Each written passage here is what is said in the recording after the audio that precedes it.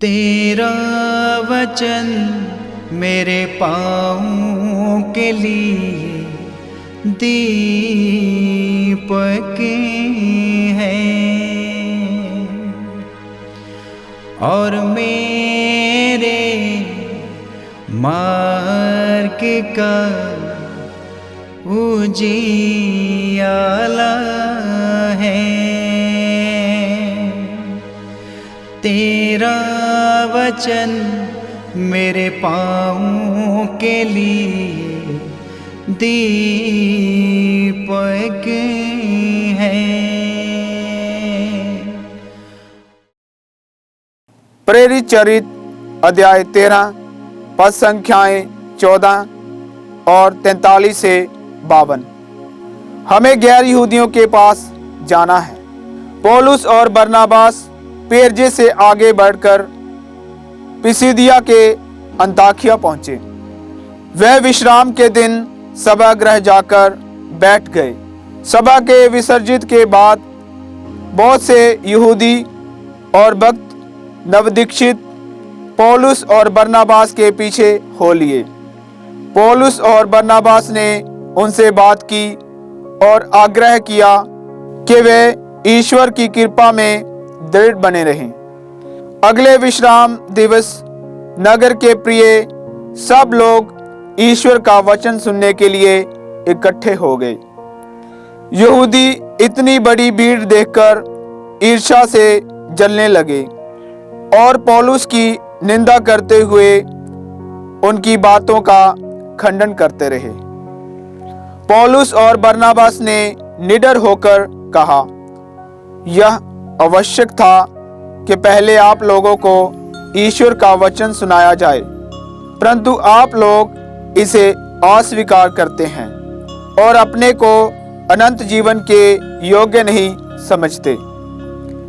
इसलिए हम गैर यहूदियों के पास जाते हैं।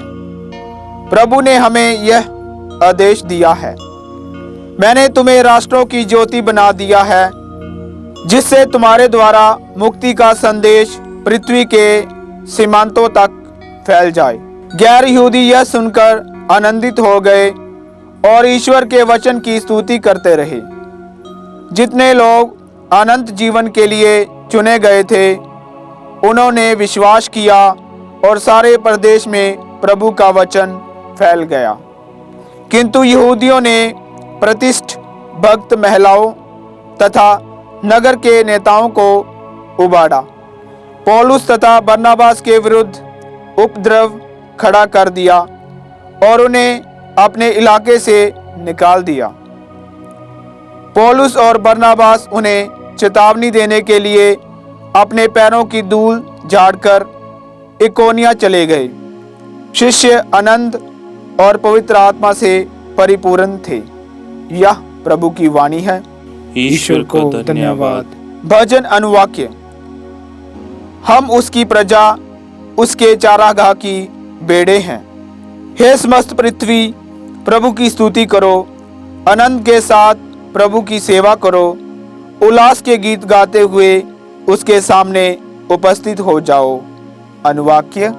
हम उसकी प्रजा, उसके चारागाह की बेड़े हैं। यह जान लो कि वही ईश्वर है, उसी ने हमको बनाया है।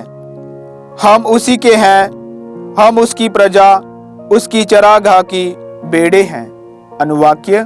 हम उसकी प्रजा, उसके चारागाह की बेड़े हैं। उसका नाम धन्य कहो, क्योंकि वह भला है।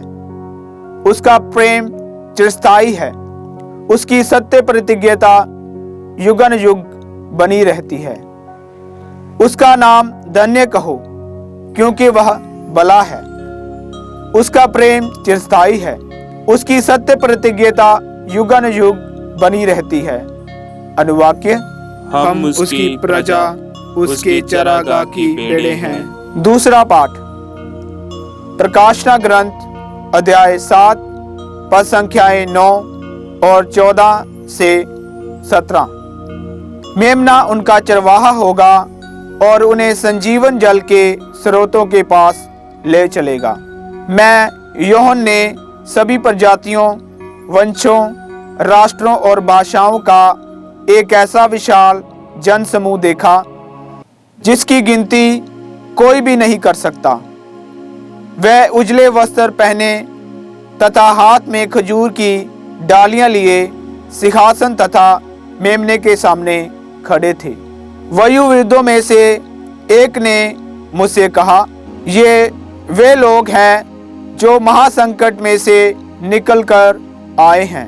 इन्होंने मेमने के रक्त में अपने वस्त्र धोकर उजले कर लिए हैं, इसलिए ये ईश्वर के सिंहासन के सामने खड़े रहते और रात दिन उसके मंदिर में उसकी सेवा करते हैं।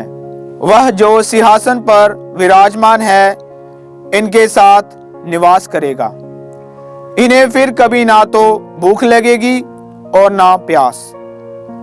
इन्हें ना तो धूप से कष्ट होगा और ना किसी प्रकार के ताप से, क्योंकि सिंहासन के सामने विद्यमान मेमना इनका चरवाहा होगा और इन्हें संजीवन जल के स्रोतों के पास ले चलेगा और ईश्वर इनकी आंखों से सब आंसू पोंछ डालेगा। यह प्रभु की वाणी है। ईश्वर को धन्यवाद। जय घोष। Hallelujah, hallelujah. प्रभु कहते हैं, भला गडेरिया मैं हूँ। मैं अपनी भेड़ों को जानता हूँ और मेरी भेड़ें मुझे जानती हैं। हालेलुया। संत यूहन्ना के अनुसार पवित्र सुसमाचार अध्याय 10 पद संख्या 27 से 30। यीशु ने कहा, मेरी भेड़ें मेरी आवाज़ पहचानती हैं, मैं उन्हें जानता हूँ और वह मेरा अनुसरण करती हैं। मैं उन्हें अनंत जीवन प्रदान करता हूँ, उनका कभी सर्वनाश नहीं होगा और कोई भी उन्हें मुझसे नहीं छीन सकेगा। मेरे पिता ने मुझे उन्हें दिया है, वह सबसे महान हैं, कोई भी उन्हें पिता से नहीं छीन सकता। मैं और पिता एक हैं। ये प्रभु का सुसमाचार है। क्रिस्त की जय।